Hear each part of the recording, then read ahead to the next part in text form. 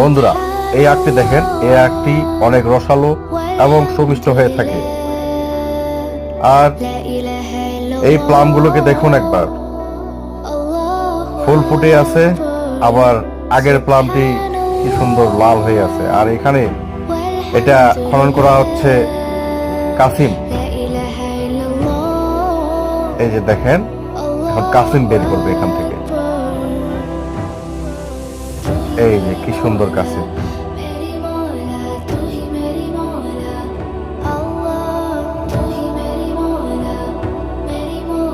তারপরে চলেন এবার আনারস খেতে চলে যাই।